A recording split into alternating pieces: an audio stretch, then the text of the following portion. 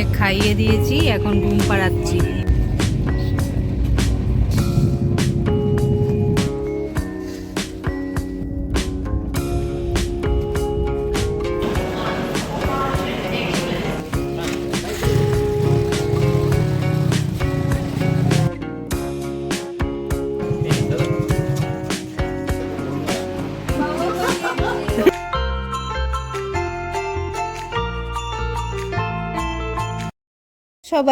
সবাই কেমন আছেন? আশা করছি খুবই ভালো আছেন। আমরাও ভালো আছি। আমার শরীরটা একটু ডাউন যাচ্ছে, কিন্তু ঠিক আছে, সবই ঠিক আছে, সব নিয়েই চলতে হবে। এই ওয়েদারটাই এমন যে ঠান্ডা লেগে সবার একাকার অবস্থা হয়ে যাচ্ছে, এক এক করে একজনের হলে পরিবারের সবার হয়ে যাচ্ছে। তো যাই হোক, আসল কথাটাই বলা হলো না যে আমি, আমার হাজব্যান্ড আর ন্যান্সি তিনজনেই বেরিয়ে পড়েছি, বাবার বাড়ি যাচ্ছি। তো এই প্রায় 2 বছর পর যাচ্ছি, তো একটা আলাদাই এক্সাইটমেন্ট কাজ করছে আমার ভেতরে। আর হ্যাঁ, আপনাদের সবাইকে শুভ বিজয়ার প্রীতি ও শুভেচ্ছা আমার তরফ থেকে। অবশ্যই আপনারা সবাই ভালো থাকবেন, সুস্থ থাকবেন। মা দুর্গার আশীর্বাদ আপনাদের উপর সবসময় থাকুক। আপনাদের পরিবার সহ সবাই ভালো থাকবেন, সুস্থ থাকবেন, এটা আমার কামনা। তো এদিকে দেখুন, আমরা তিনজনেই এই ট্রেনের বগিতে উঠে পড়েছি, যে ওকে খাইয়ে দিয়েছি, এখন ঘুম পাড়াচ্ছি।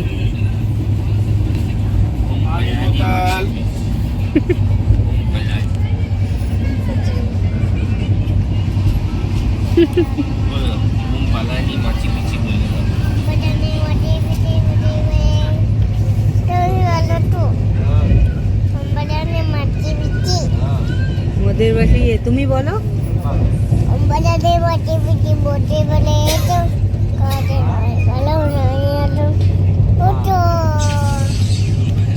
বাতা ভরা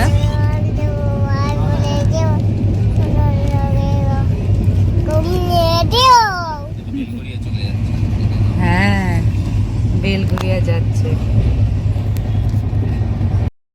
আমরা উঠেছি কলকাতা স্টেশন থেকে, যাকে চিতপুর বলা হয়, সেখান থেকেই আমরা ট্রেনে উঠেছি। আমাদের বোর্ডিং ওখানেই ছিল। আমরা পরোটা খেলাম, আর সয়াবিন আলু দিয়ে মাখা মাখা তরকারি করেছিলাম, সেটা দিয়ে খেলাম। আর খেয়েছি মিষ্টি, আর মেয়েকে খাইয়েছি সেরেগ্রো। ওকে এখন ঘুম পাড়াচ্ছি, আর এখন আমরা বসে আছি আর কি, সময় কাটাচ্ছি। তো বিকেলের দিকে একটু চা কিনেছিলাম, চা কিনে খেলাম। ট্রেনের চা তো অতটা ভালো হয় না, তবুও এমনি নর্মাল চা থেকে বেটারই ছিল। তো একটুখানি এই শুকনো ছোলা ভাজা আর একটু ডালমুট কিনেছিলাম, তো সেটাও খেলাম। আর দুপুরবেলা তো খাওয়া দাওয়া করেছিলাম ট্রেনেই এসে, আপনাদের জানালাম যে খাওয়া দাওয়া করলাম, মিষ্টিও ছিল সঙ্গে বিজয়ার। তো সেই সব তো ছিলই। তারপরে না ওই এখন প্ল্যান আছে 8টা নাগাদ আবার খাবো।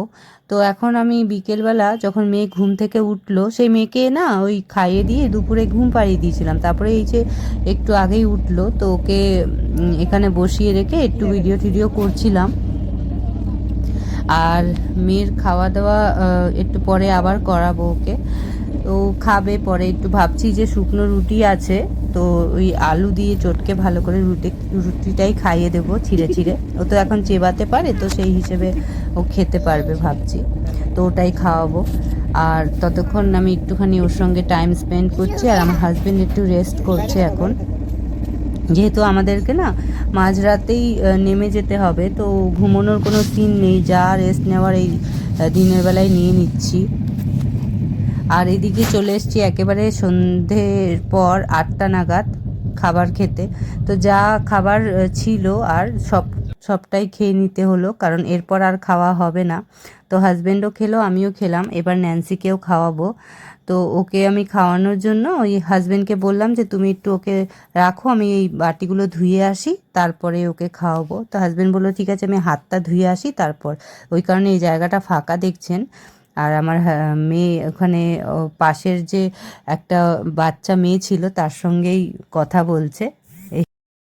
ওই অপোজিটে যে বাচ্চা মেয়েটা বসে আছে না, ভীষণ সুইট মেয়েটা, ওর সঙ্গে খুব গল্প করছিল। তো হাজব্যান্ড চলে আসবে এক্ষুনি হাত ধুয়ে, তারপরেই আমি ন্যান্সিকেও খাইয়ে দেব। তো আমার যে টিফিন বক্সগুলো রয়েছে সেগুলো আমি একবার জল ধোয়া করে নেব গিয়ে। তারপরে এসে ন্যান্সিকে খাওয়াবো। ওকে খাওয়ানোর পর ওকে ঘুম পাড়িয়ে দেবো, আমরাও একটু শুয়ে নেব, একটু রেস্ট নিয়ে নেব। তারপর মাঝরাতেই নেমে পড়তে হবে ট্রেন থেকে, কারণ এই ট্রেনটা আমাদের স্টেশনে মাঝরাতেই পৌঁছে দেয়। ওই মোটামুটি 1:30 নাগাদ এরকম টাইমেই ঢুকিয়ে দেবে আমাদের ওই প্ল্যাটফর্মে, স্টেশনে। তো হাতে নোংরা হয়ে যাবে। তো আমি আমার বাবার বাড়িতে যাচ্ছি বলে আপনাদের জানালাম যে প্রায় 2 বছর পর যাচ্ছি। তার একটা কারণ আছে, অন্য কোনো কারণ নয়। কারণটা হচ্ছে আমি যখন লাস্ট টাইম এসছিলাম বাবার এখানে, তখন আমি প্রেগনেন্ট ছিলাম, আমার ন্যান্সি তখন পেটে। তো ও হওয়ার পর না, অত ছোট বাচ্চা নিয়ে এত দূরের জার্নি করব, তো সেটার জন্য আমার একটা ভিতরে ভয় কাজ করতো যে আমি ওকে ট্রেনে সামলাতে পারবো না, আমি অতটা কমফর্টেবল ফিল করব না এত ডিস্টেন্সের জার্নি। তো ও ছোট ছিল বলে না আমি ভয় পেতাম, যেহেতু খুবই মানে দুষ্টুমি করে আমার মেয়ে, অনেক দুষ্টুমি করে। ও ট্রেনে ওকে রাখা যাবে না সেইভাবে, দুষ্টুমি করতে থাকবে। তো সেই জন্য ওকে নিয়ে, আর খুব কান্নাও করতো আমার মেয়ে আগে। এখন একটু ঠান্ডা হয়েছে, এখন একটু বসে থাকে, যেমন দেখুন এখন ওকে বকা ঠকা দিয়ে এরকমভাবে বসিয়ে রাখা যায়, আগে যেটা যেতই না, আর বকতেও পারতাম না ছোট ছিল বলে। এখন একটু বড় হয়েছে, বুঝতে শিখেছে, তো ভাবলাম যে এটাই সময়, এবার একটু ঘুরে আসা যাক বাবার বাড়ি। যেহেতু পুজোর সময়, দুর্গা পুজোর পর কিছুদিন মানে লক্ষ্মী পুজো পর্যন্ত আমার হাজব্যান্ডের ছুটি থাকে অফিসে, তো এই সুযোগে একটু ঘুরে আসা যাবে, সেই জন্য আগে থেকেই টিকিটটা করা ছিল। তো এই দেখুন মাঝরাত, আর আমরা নেমে পড়েছি ট্রেন থেকে। আর এই যে ডান দিকের ট্রেনটা দেখছেন, এই ট্রেনেই আমরা উঠেছিলাম। আর ন্যান্সি হচ্ছে আমার বাবার কোলে আছে, আর বাবার সঙ্গে সঙ্গে আমার মাও কিন্তু আমাদেরকে রিসিভ করতে চলে এসেছে মাঝরাতে। দুজনে কেউ ঘুমোয়নি, মানে আমাদের জন্যই অপেক্ষা করছিল যে ওরা আসবে, ওদেরকে আনতে যাব। যেহেতু বাচ্চা ছোট, তো আমরা বাবা একটুখানি বেশি কেয়ারিং, তাই জন্য বাবা মাকে নিয়েও চলে এসেছে। আর বাবা বাইকে করে বাড়ি ফিরছে, আর আমরা একটা টোটোতে উঠেছি, বাবাই ধরিয়ে দিল টোটোটা। তো এই টোটোতে উঠে পড়েছি, আর এখন যাচ্ছি বাড়ির দিকে। খুব বেশি সময় লাগে না, স্টেশন থেকে টোটোতে 5 থেকে 7 মিনিট লাগে। আর দেখুন কত সুন্দর মাঝরাতের ওয়েদারটা। আর এখানে তখন বৃষ্টি হচ্ছিল না, কিন্তু এসেছি সেই সকাল থেকে বৃষ্টি আরম্ভ হলো, এখনো পর্যন্ত বৃষ্টি, মানে ভয়ঙ্কর বৃষ্টি হয়েছে আজকে। আর মানে কি বলবো আপনাদের, নেক্সট ব্লগে আপনারা দেখতেই পারবেন, বলবো সেই কথাটা। তো এদিকে চলে এসেছি বাড়ি, আর ন্যান্সিকে বসিয়ে মা বাবা কথা বলছে ওর সঙ্গে। আমার বৌদিমণিও একটু কোলে নিয়েছে। মা কি চা করছো? হ্যাঁ করো। আজ এই অবধি থাক, আবার দেখা হবে নেক্সট ব্লগে।